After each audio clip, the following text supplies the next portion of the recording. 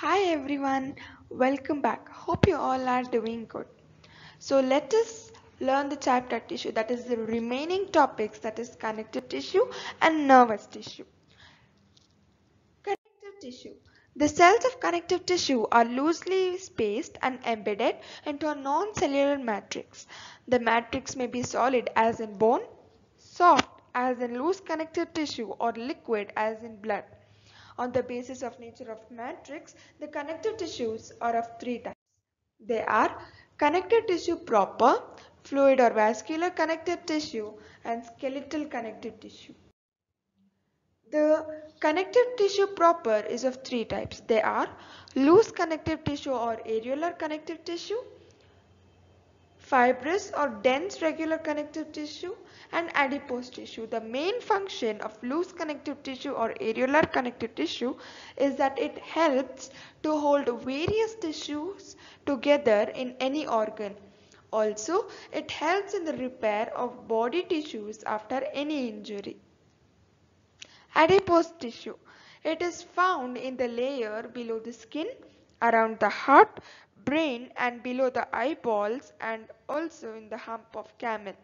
It is a prominent component of skin of mammals living in polar regions. Fluid or vascular tissue.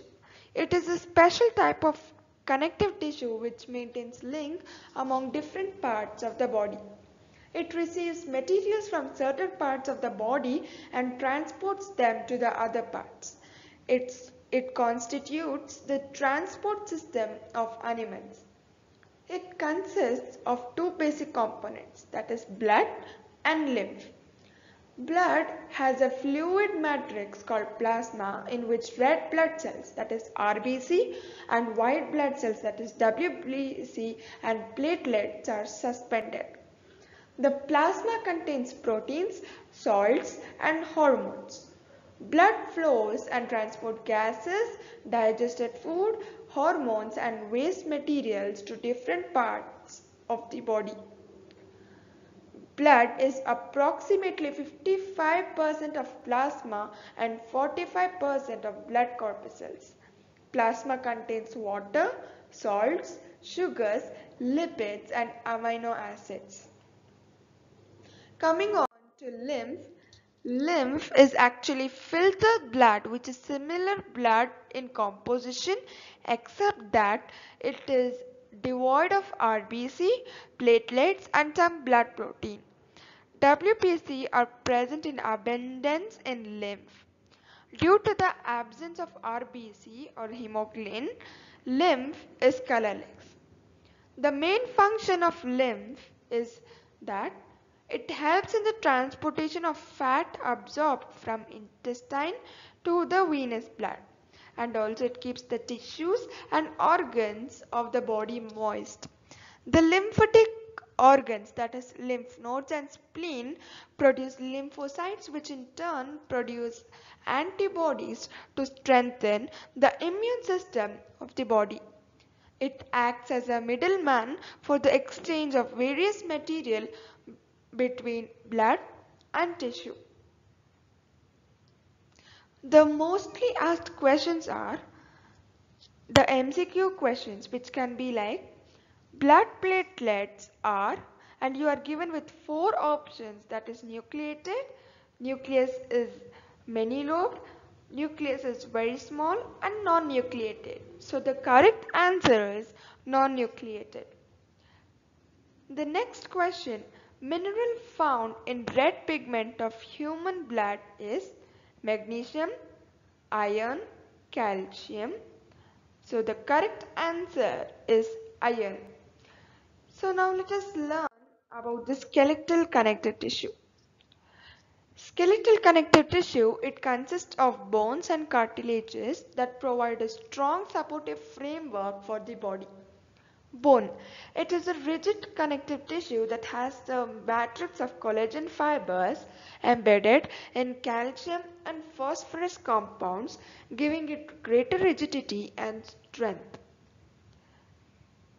Like other connective tissue, it is also made of matrix and cells. The matrix of the bone is very hard because of the presence of salts such as calcium phosphate, etc., and a protein called as osine.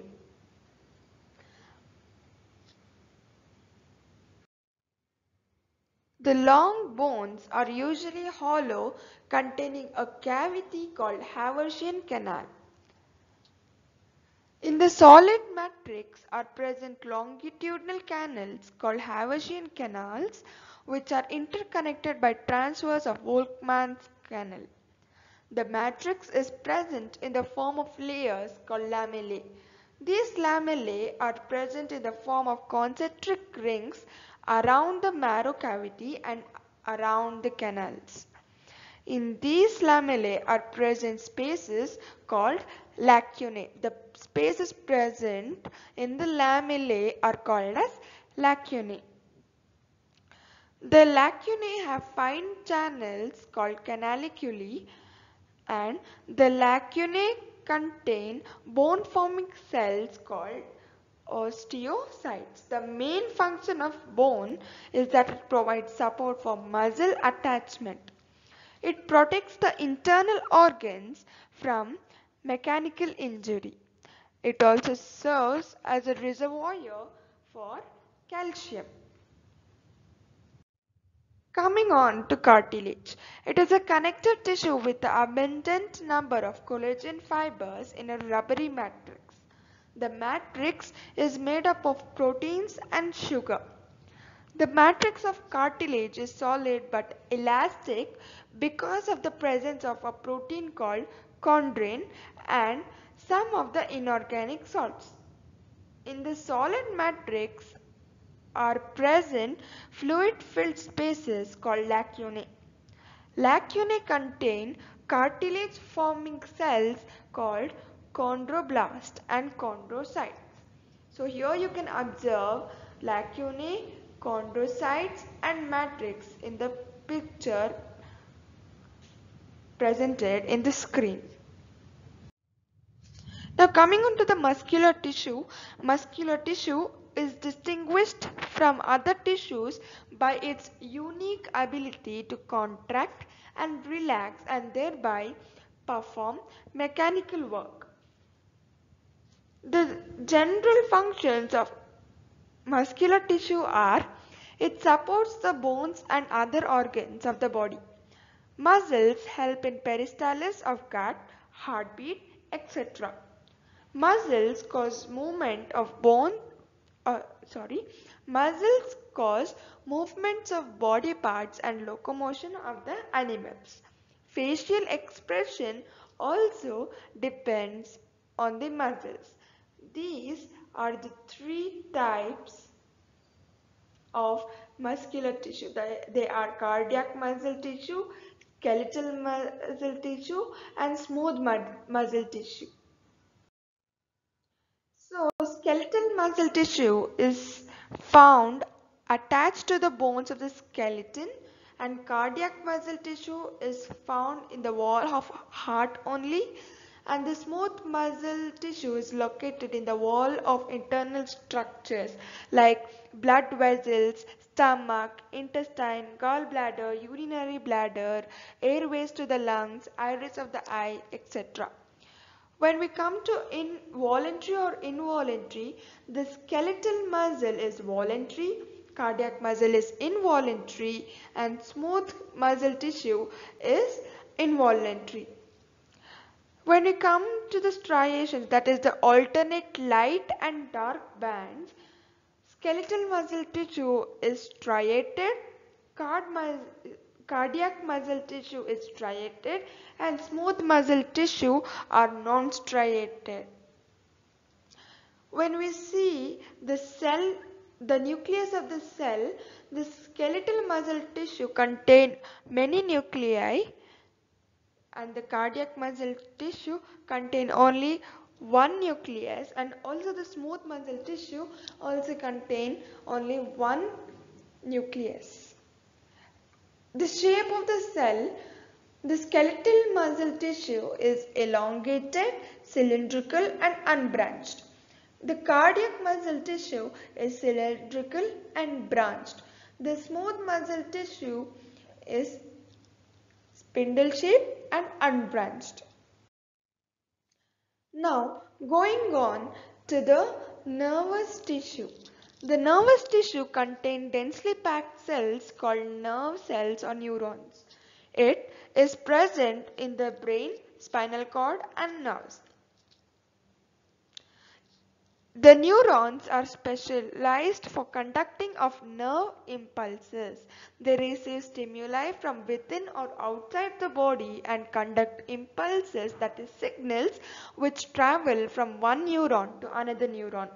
Each neuron has following two parts, that is cyton or cell body that contains a central nucleus and cytoplasm with characteristic deeply stained particles called Nissel's granules. This you learn in detail in the higher classes. Cell processes, it contains of dendron and axon. These may be one to many. Generally they are short and branch cytoplasmic processes. Dendrites are afferent processes because they receive impulse from receptor or other neuron and bring it to cyton. Axon. It is single long efferent process which conducts impulse away from cyton to neuron. So here in this session we have learned the connective tissue, muscular tissue and nervous tissue. Hope you all have learned and you have no doubts. If any doubts you can write it in the comment box and we will surely reply to you. Thank you one and all.